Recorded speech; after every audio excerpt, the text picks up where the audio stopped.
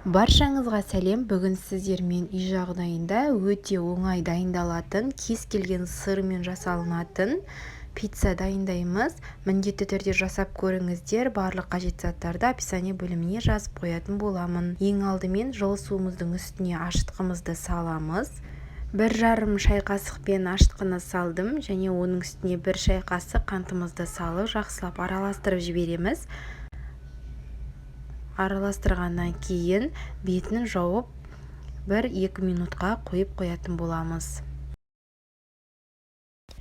Ұнымызды ыдысымызға өлшеп салып, оның үстіне тұз, сұйық майымызды қосқанша біздің ашытқымызда көтерілетін болады. Келесі мінекей біздің ашытқымызды айын үстіне құйып, жақсылап жып-жұмсақ қамыр илейтін боламыз. Қамырды бірден баспай, саусақтың ұшымен ала отырып, жаймен жұмсақ қамыр илейміз. Бетін жауып қоямыз. Мінекей біздің қамырымыз бірінші ретте осындай көлемде көтеріліп шықты. Енді сол қамырымызды бір қайра басып шығатын боламыз. Қамырымызды басып болғаннан кейін 2 бөлікке бөліп, қолымызбен дөңгелетіп ыдысымызға саламыз. Оның үстіне сұйық майымызды сәл ғана құйып жіберіп, жан-жағына жағып шығатын боламыз. Сұйық майымыз жаққаннан кейін бетін тағы да жауып қоямыз. Шамамен 10 минутқа жауып, тындырып қоямыз. Мінекей біздің қамырымыз үлпілдек болып, әдемі болып көтеріліп шықты. Енді осы қамырымызды табаның үстіне май жағып, майлы қолымызбен үстінен баса отырып, жұқалап басып шығатын боламыз.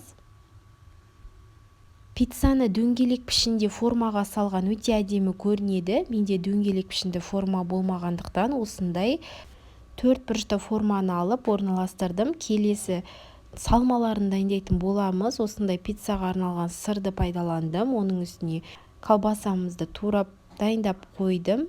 Сырымызды үккіштен өткізіп, оның үстіне жағатын соусын дайындайтын боламыз. Соус өте қарапайым дайындалады.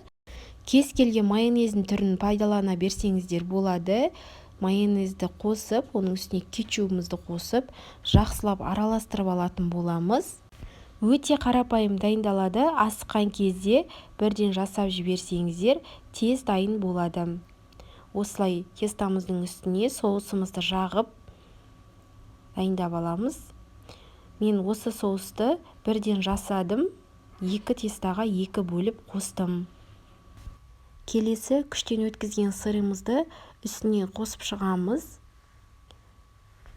Барлығын бірден қоспай, жарты бөлігін астына қалдырып, оның үстіне колбасамызды қойып, тағы да үстіне сырымызды сеуіп жіберсеңіздер болады.